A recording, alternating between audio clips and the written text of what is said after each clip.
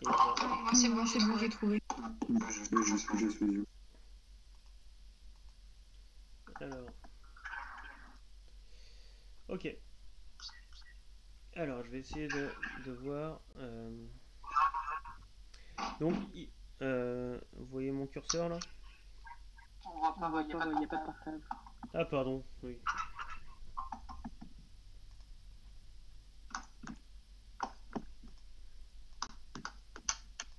Allez. Vous me dites quand vous êtes connecté. Moi,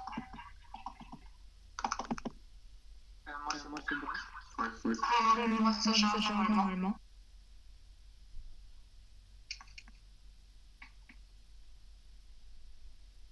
Ah, ok, c'est C'est bon. bon. Alors, en fait, vous êtes. Vous voyez mon curseur? C'est bon qui bouge là? La flèche noire? Oui. Donc, en fait, là, ici, vous avez l'admission ou l'échappement. A priori, c'est peut-être l'échappement ici des gaz de combustion, puisqu'en dessous, vous allez avoir la chambre de combustion. D'accord? A priori, ça doit être un injecteur. Pardon. Ah, zut. Je sais pas comment on fait ça. Bon. Vous devez avoir un injecteur ici. Là, un injecteur d'essence pour amener l'essence. Ok. L'idée, c'est que ces soupapes, que ce soit pour l'évacuation des gaz d'échappement ou l'admission d'air, mais a priori, l'admission d'air, ça va être contrôlé par le turbo et pareil pour les injecteurs, il faut qu'elles soient synchronisées avec la rotation du vilebrequin et donc avec l'aller-retour du piston. Ok. Donc, pour pouvoir synchroniser ça, on utilise ici, là, ce qu'on appelle un arbre à cam. Cam, parce que vous voyez que vous avez un profil qui n'est pas cylindrique.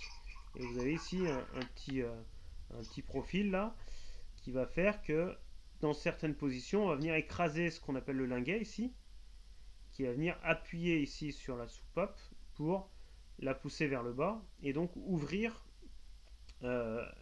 l'échappement. C'est bon? Oui. Cet arbre à cam, il est synchronisé mécaniquement avec la rotation du vilebrequin par la fameuse courroie de distribution. La courroie de distribution, c'est ça. Son boulot, c'est ça. D'accord?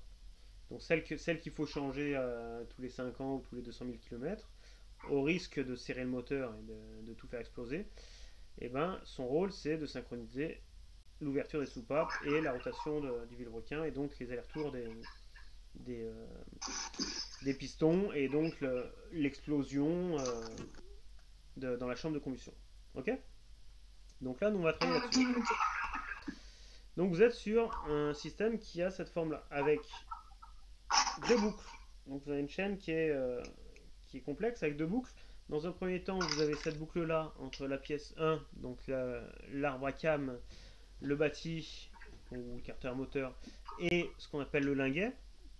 Donc là, ça va transformer une rotation continue de 1 en rotation alternée du linguet.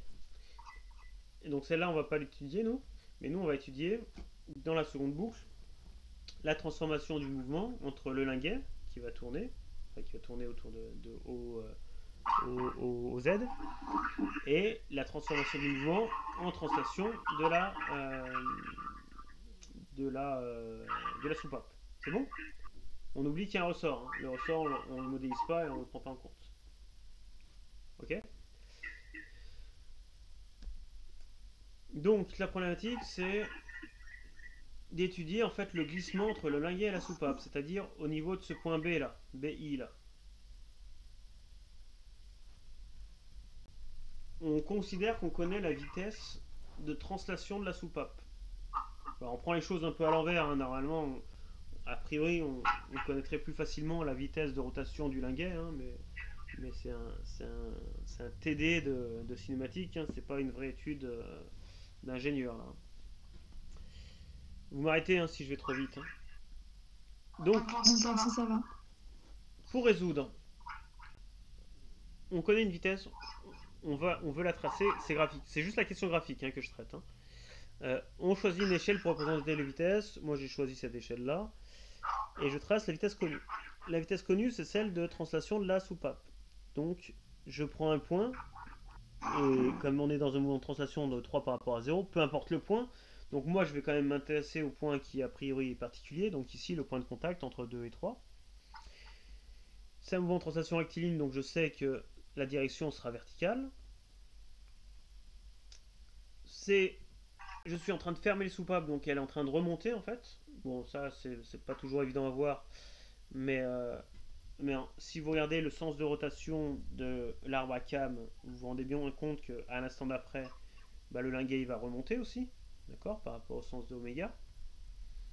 Donc c'est vers le haut, et la norme je la connais, donc je peux tracer la vitesse de B de 3 par rapport à 0. C'est bon? Ensuite, vous allez dire que la vitesse de B de 3 par rapport à 2, vous allez la décomposer en deux vitesses. 3 par rapport à 0 et 2 par rapport à 0. Et ça, c'est ce que vous allez faire à chaque fois que vous serez en présence de la cinématique d'un contact ponctuel. Okay, que ça soit du roulement sans glissement. Donc dans ce cas-là, si c'est du roulement sans glissement, la vitesse de B de 3 par rapport à 2, elle sera nulle. Là, il y a du glissement, donc cette vitesse, elle ne sera pas nulle, mais vous allez quand même suivre la même démarche. L'intérêt de faire ça, c'est que là, vous avez un mouvement qui est simple. 2 par rapport à 0, comme entre 2 et 0, vous avez une liaison pivot. Vous savez que c'est un mouvement de rotation, donc que la vitesse de B de 2 par rapport à 0 est perpendiculaire à la droite OB. Donc vous pouvez tracer la direction. Ok. La vitesse de B de 3 par rapport à 0, on la connaît déjà, hein, c'est ce que j'ai tracé en rouge. Et la vitesse de B de 3 par rapport à 2, comme entre 3 et 2 j'ai un contact ponctuel, je sais que forcément cette vitesse, elle doit être comprise dans le plan tangent au contact. Donc dans le plan orthogonal à la normale au contact qui est ici x0. Donc le contact ponctuel, et là je me suis planté, ça appartient à BY0 et pas X0. D'accord? Là il y a une erreur. Ici c'est Y0. Ok?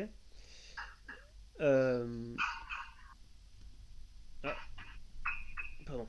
Et après il suffit de prendre la parallèle à la droite en pointillé vert et à la reprendre à l'extrémité du vecteur VB de 3 par rapport à 0. Ou alors vous pourriez faire pareil avec la droite bleue, hein, ça revient même. Et donc là vous allez tracer un triangle qui va venir